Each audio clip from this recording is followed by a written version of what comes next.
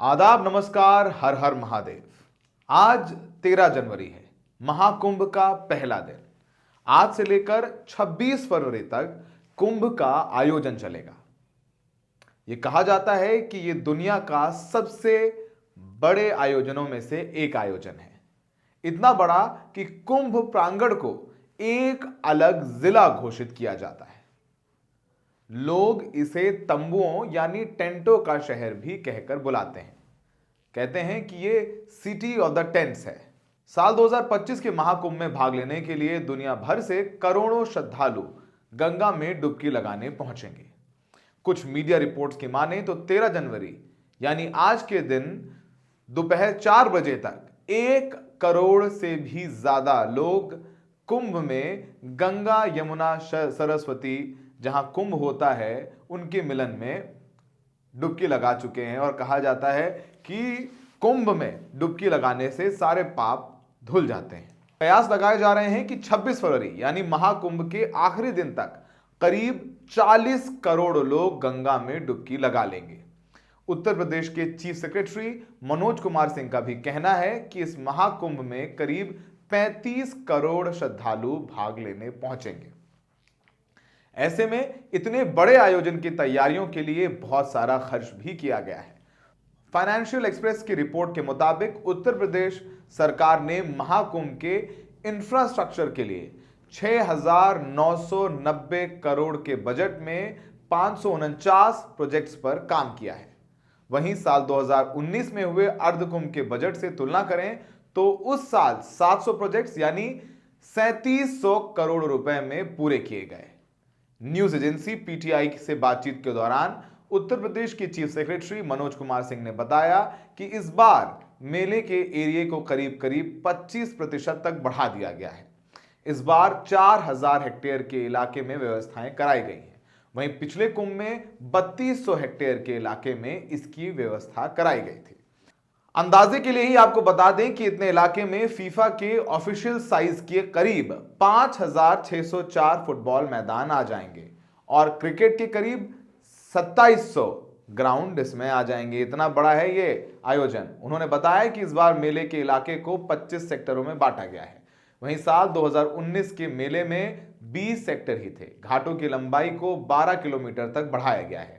वहीं साल 2019 में यह सिर्फ 8 किलोमीटर का ही था। वहीं साल 2019 के मुकाबले पार्किंग एरिया को भी 1291 हेक्टेयर बढ़ाकर 1850 हेक्टेयर कर दिया गया है। पटून पुल यानी यूं कहें फ्लोटिंग ब्रिज को भी 2019 के मुकाबले 30 गुना तक बढ़ा दिया गया है। साल 2019 में 299 किलोमीटर के पंटून पुल बनाए गए थे। वहीं इस साल 450 किलोमीटर के पंटून पुल बनाए गए हैं। स्ट्रीट लाइट्स के आंकड़ों में भी काफी बड़े नंबर्स में बढ़ोतरी देखने को मिली है। 2019 के कुंभ में जो आंकड़ा 20,000 का था, इस बार वो बढ़कर 67,000 का हो गया है। इस साल पब्लिक टॉयलेट्स के नंबर भी बढ़ाए गए हैं, जो कि 1,14,000 से बढ़ाकर 1.5 लाख किए गए हैं। इन 30 पुलों को बनाने के लिए सरकार ने 17 करोड़ 31 लाख रुपए खर्च किए हैं। दैनिक भास्कर से बातचीत के दौरान लोक निर्माण विभाग के इंजीनियर आलोक कुमार ने बताया कि अगस्त 2023 में हमें पांटून पुल, जिसे पीपा पुल कहते हैं, इसकी बनाने की जिम्मेदारी मिली। सवा साल में 2213 पांटून बनाने थे। इतनी बड़ी संख्या में कभी भी पांटून नहीं बनाए गए थे। करीब 1000 कर्मचारी, इंजीनियर और अधिकारी जुटे। 14 घंटे काम चला। हम अक्टूबर 2024 में सारे पंटून पुल बनाकर मेला प्रशासन को सौंप चुके हैं। इन पंटून पुलों का इतिहास भी काफी पुराना है, उस पर हम किसी और वीडियो में बात करेंगे। इस वीडियो में हम कुंभ पर रहते हैं, कुंभ के बारे में ही बात करते हैं। जानकारों का मानना है कि इस महाकुंभ मेले से करीब 25,000 करोड़ का रेवेन्यू जनरेट होगा। इसे लेकर ऑल इंडिया ट्रेडर्स कॉन्फेडरेशन के उत्तर प्रदेश चैप्टर के अध्यक्ष महेंद्र कुमार गोयल ने महाकुंभ से 25,000 करोड़ रुपए के टर्नओवर की बात कही है। उनका मानना है कि पूजा के सामान से 5,000 करोड़ रुपए, डेयरी उत्पादों से करीब 4,000 करोड़ रुपए, फूलों से 800 करोड़ रुपए और होटल और हॉस्पिटैलिटी सेक्टर से करीब 6000 करोड़ रुपए तक की कमाई की बात कही जा रही है। वहीं कॉन्फेडरेशन ऑफ इंडियन इंडस्ट्री के उत्तर प्रदेश चैप्टर के प्रेसिडेंट आलोक शुक्ला का कहना है कि ये लोकल बिजनेसेस के लिए एक सुनहरा मौका है। वो एक साल भर की कमाई 2 महीनों के अंतराल में कर सकते हैं। वहीं टेंट्स में लग्जरी स्टेज में एक रात ठहरने की कीमत 1 लाख रुपए रखी गई है। कुंभ मेला क्षेत्र में सरकार ने जगह देने के लिए प्राइवेट पार्टियों के बीच नीलामी करवाई थी। इसमें सबसे ज्यादा राशि की बोली लगाने वाले को स्टॉल्स अलॉट किए गए हैं। इसे लेकर एडिशनल डिस्ट्रिक्ट मजिस्ट्रेट विवेक चतुर्वेदी ने इंडियन एक्सप्रेस से बातचीत के दौरान बताया कि हमें कुंभ में स्टॉल के लिए प्रत्येक बोली लगाने वालों से 1 से लेकर 2 करोड़ रुपए तक मिले हैं। मीडिया रिपोर्ट्स के मुताबिक मेले में उत्तर प्रदेश सरकार ने करीब 1,60,000 टेंट सेटअप कराए हैं, जिसमें 2,200 करीब लग्जरी टेंट हैं। साथ ही तट पर कई और भी छोटे छोटे टेंट मौजूद हैं। लग्जरी टेंट की कीमत 18 से 20 हजार रुपए प्रति नाइट, यानी एक रात के 18 से 20 हजार रुपए आपको देने होंगे। इन कमरों में प्राइवेट बाथरूम, ब्लोअर्स, वाईफाई के साथ बटलर सर्विसेज भी मुहैया कराई जाएंगी। जानकारी के लिए बता दें कि बटलर सिस्टम में कई तरह की हॉस्पिटैलिटी सर्विसेज शामिल होती हैं, जिसमें गेस्ट के सामान को लाना ले जाना, कपड़े धुलना और इस्त्री करना, खाने पीने का इंतजाम करना और पहुंचाना लाना भी शामिल है। साथ ही कहीं आने जाने के लिए उचित व्यवस्था करना शामिल होता है। लेकिन कुंभ में मौजूद इन लग्जरी स्टेज में दी जाने वाली बटलर सर्विसेज डिटेल्स के बारे में ज्यादा जानकारी सामने अभी नहीं आ पाई है। वहीं कुछ प्रीमियम स्टे भी श्रद्धालुओं और गेस्ट के लिए प्रोवाइड किए गए हैं, जैसे संगम निवास प्रयागराज। इसमें एक रात ठहरने की कीमत 1 लाख रुपए है और इसमें 2 लोग ठहर सकते हैं सिर्फ। इस प्रीमियम स्टे में स्वीट के अंदर ही बाथरूम समेत हाई एंड सर्विसेज मुहैया कराई जाएंगी। उत्तर प्रदेश सरकार के अधिकारियों के मुताबिक मुख्य स्नान के मौके पर हाई डिमांड के चलते संगम निवास के सभी 44 super luxury tent sold out हो चुके हैं।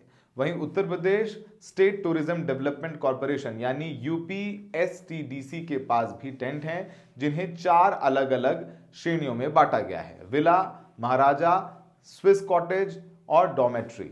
इसकी कीमत 1500 रुपए से लेकर 35,000 रुपए तक है। वहीं रुकने ठहरने के लिए शहरों में 218 होटल्स हैं और 204 गेस्ट हाउस और 90 धर्मशालाएं भी शामिल हैं। एडिशनल डिस्ट्रिक्ट मजिस्ट्रेट विवेक चतुर्वेदी ने यह भी बताया कि उन्होंने मेले में लोगों को और आकर्षित करने और फुटफॉल बढ़ाने के लिए इलाहाबाद विश्वविद्यालय की भी मदद ली है। उन्होंने बताया कि इसके लोगों की सुविधाओं के लिए स्पेशली डिजाइंड कॉरिडोर भी तैयार करवाए गए हैं, जो एक समय में 10,000 से 20,000 श्रद्धालुओं की भीड़ को आराम से हैंडल कर सकता है। इसी के साथ फ्लोटिंग जेट्स, वाटर स्पोर्ट्स और मंदिर पर्यटन को भी बढ़ावा देने के लिए काम किया गया है।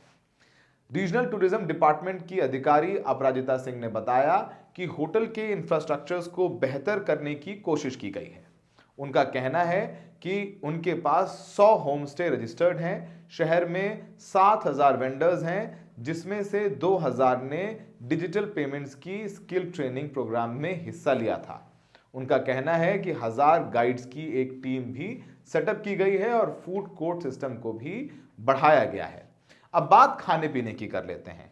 आरआर हॉस्पिटैलिटी प्राइवेट लिमिटेड के डायरेक्टर मितेश और अश्विन ठक्कर ने बताया कि महाकुंभ मेले में फूड कोर्ट सेटअप करने के लिए 12 से 13 करोड़ रुपए इन्वेस्ट किए गए हैं।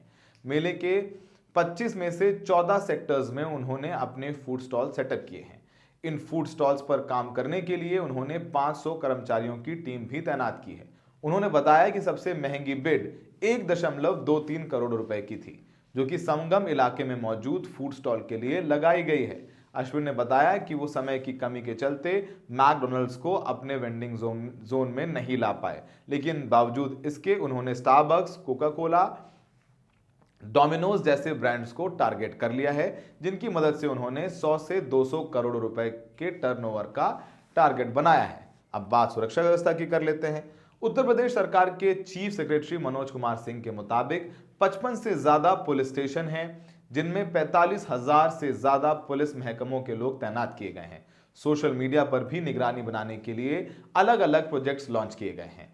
इनके जरिए पुलिस अराजकता फैलाने वालों की या कोई कोशिश भी करेगा तो उन पर अपनी नजर बनाए रखेगी और कुछ भी आपत्तिजनक सामने आने पर उसे समय रहते दुरुस्त करने की कोशिश की जाएगी। उन्होंने बताया कि कुंभ इलाके में सुरक्षा के लिए 3000 से ज्यादा सीसीटीवी कैमरे लगाए गए हैं।